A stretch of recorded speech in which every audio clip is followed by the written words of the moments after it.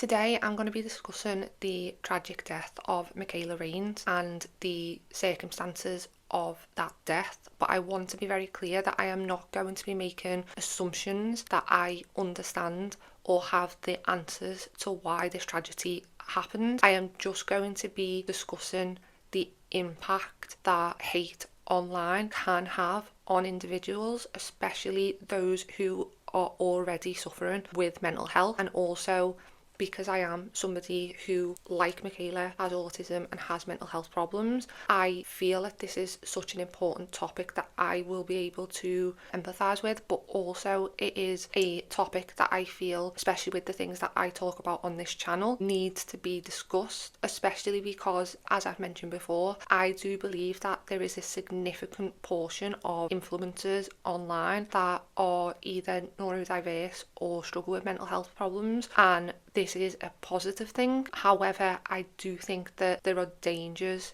relating to having these struggles and putting yourself out there online because of the impact that other people who don't know you can have on you. Assuming that some of you may have heard of Michaela, but if you haven't, she was a influencer and a YouTuber who also ran a foundation called Save a Fox Foundation. Thank you guys so much for supporting us.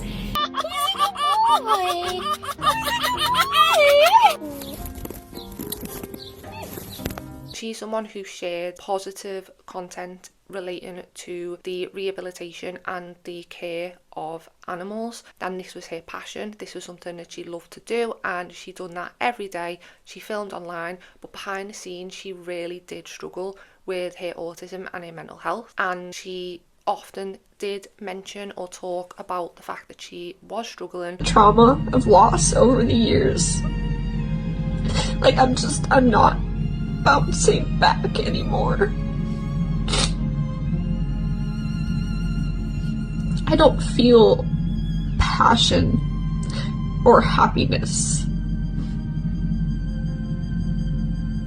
or like drive to keep going.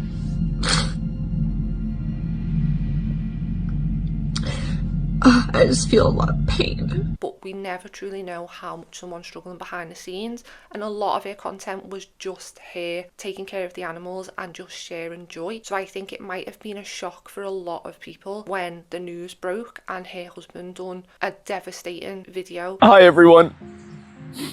I just want to start this video out by saying parental advisory, this is not a video for children, and a trigger warning. Some of the things you're about to hear are going to be triggering for some people. Letting her fans know that unfortunately she had passed and why. He did mention a lot in that video that I'm not going to go into specifically because I'm not in that relationship, I'm not in that family, I'm not in that friend circle, and I think that it would be wrong. However, a lot of people from that have deduced that a lot of the online hate that she received definitely didn't help with the result of what ended up happening to Michaela, and unfortunately it is something that I think happens more often than we probably even see. People in general, if they've got a large following, will struggle with the hate and abuse that is thrown at them, and a lot of them, when they get to a certain level, they end up having moderators, managers and other people that will go through and filter these things for them, because as humans we are not built to receive constant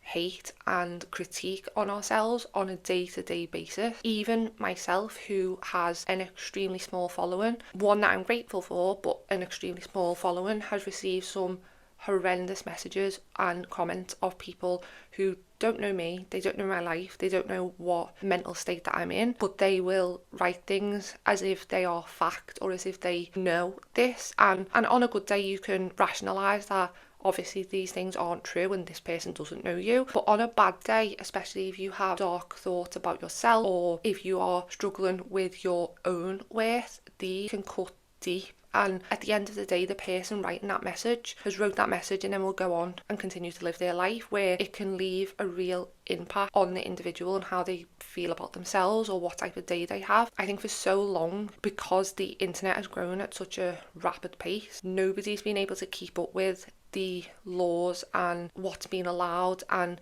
because the internet's so vast, it's very difficult to police hate comments and also put a value on the impact that words can have on a person. However, like I said, that is just an average person and what they have to deal with. But when you are someone who struggles with mental health, you may be autistic, neurodiverse, could be both, and you are trying to deal with these comments, I can't imagine knowing and seeing the amount of hate that she received on Reddit, in comments, sent to her via email, how she would have been able to not take some of that criticism and some of that hate and internalise it. And unfortunately, this is something that her partner did mention, is that he was sensitive, and some of this may have been down to her autism, and the sensitivity is what made her such a beautiful human being. It's what made her want to help these animals and care for these animals so well. But it was also what impacted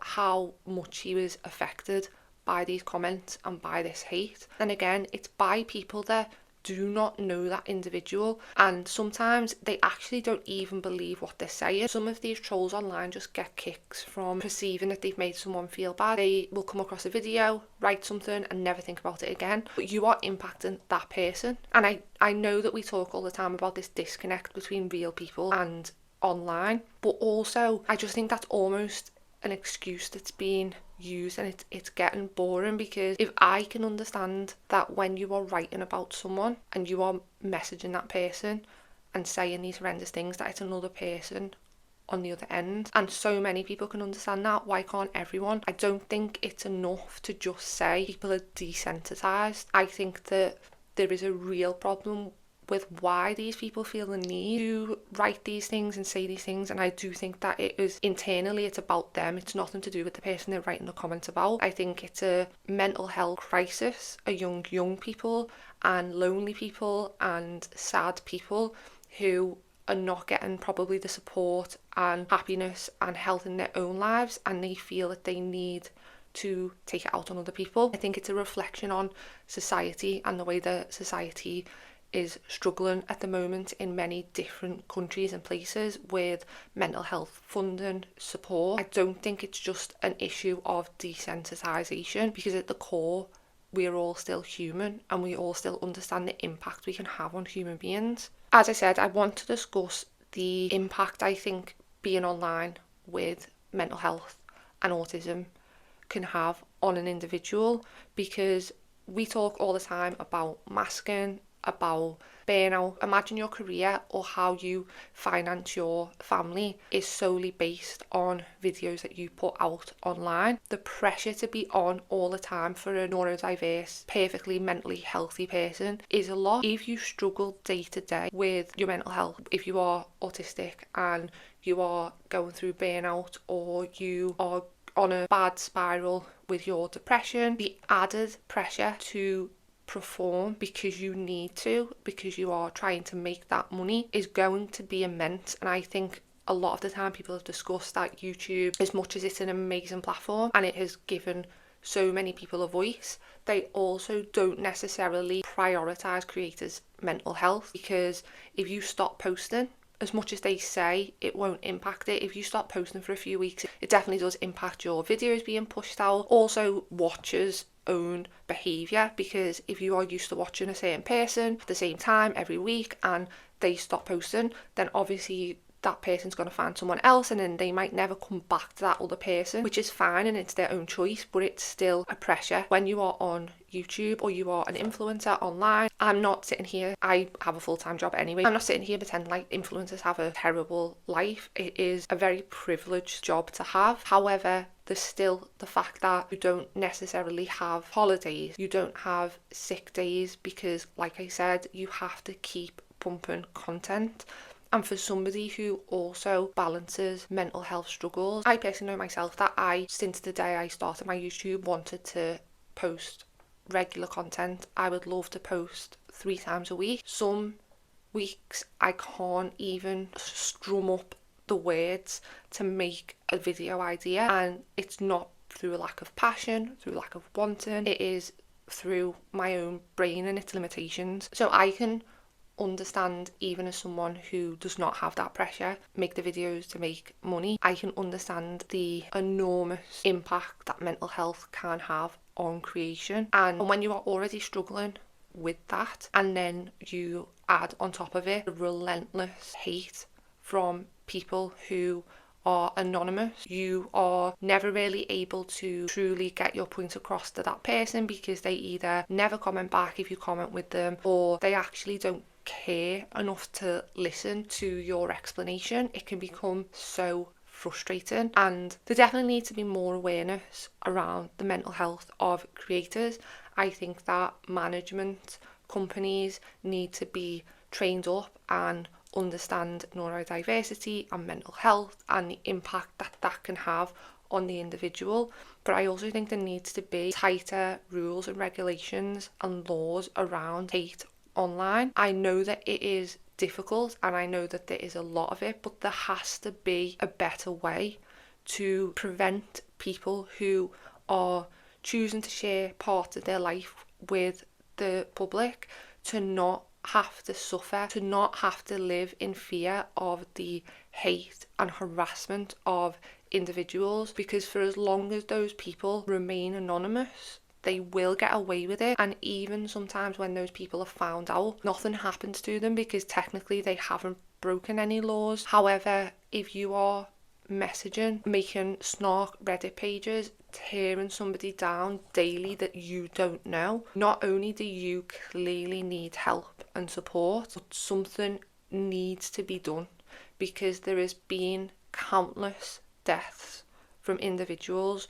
who have not been able to cope with the hate and the pressure that being online comes with. And it's not enough to say, well, don't go online then, because people say that about celebrities who are harassed. They say people signed up for this. Nobody signs up to be torn down and ripped to pieces. And why do people feel like they need to tear down and rip someone to pieces? If you don't know somebody and you don't live in their life, in their universe, you're not a friend, you're not a family member, you don't know anything about that person. Even the part of their life that a person decides to show you online actually be perceived differently from every individual that watches, because everybody has their own opinions, everybody has had their own life experiences that make them decide what they think of something. So some people may watch someone and think that they're sincere, somebody might watch them and think that they are fake, lying, doing something wrong, rude. So even what that person put out there, you only have that and your opinion on it. And I think the problem is that everybody seems to think that they are the only ones with the right answers and opinions, and that their opinions are fact. So moving forward, I think there needs to be online accountability. I think that people who are spreading hate and who are consistently, not even always consistently, if somebody says an extremely hateful message and sends that in comments to someone, I just think that that person's account needs to be banned. I'm not talking about disagreeing with people.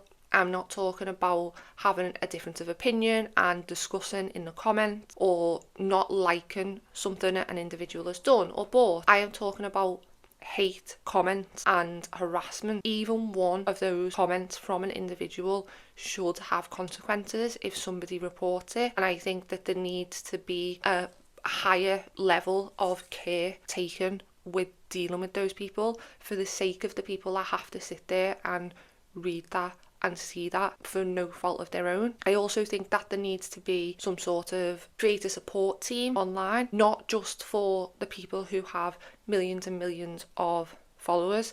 I think this needs to be somewhere that aims to help those individuals who might be suffering with burnout, with mental health problems, who can talk to someone, because you may be a individual putting your own videos online with your own companies, but YouTube is still the platform in which your career is on. And I think there is a bigger responsibility from the platform to keep it, at the end of the day, if no one posted on YouTube, then YouTube wouldn't be making billions of pounds in profit that it makes. There needs to be support there, and like I said, not just for the odd few creators that are in the millions or billions of views and subscribers. This is a less thought out video than usual because I'd been thinking about this a lot since I first seen a video from Michaela's partner, and I could really relate to so much in Michaela. And as much as everything I've said has probably been said so many times by so many different people, I felt that it would be wrong for me,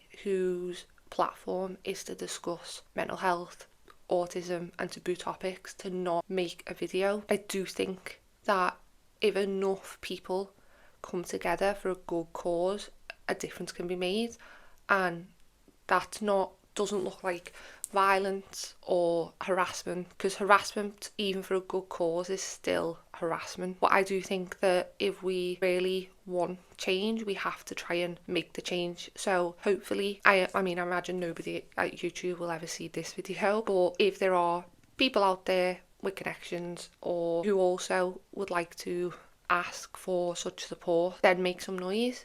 Again, not harassment, but if we can make a difference and maybe help just even one person who could end up in a similar situation or feel the same way that I definitely have in the past, and I know obviously Michaela unfortunately did, then that would be a net positive. And also just anyone watching who maybe has made some unnecessary comments in the past can think about the impact that has on an individual. There needs to be empathy, and just because you wrote it online and didn't scream it in that person's face doesn't mean that the impact is any less. So that's what I wanted to talk about today. Please leave your comments down below. Like I always say, even if you disagree with me, we can discuss that down below, but we'll try and keep the comment section positive because I want it to be a safe space for everybody to share their opinions. That's everything for now. Thank you.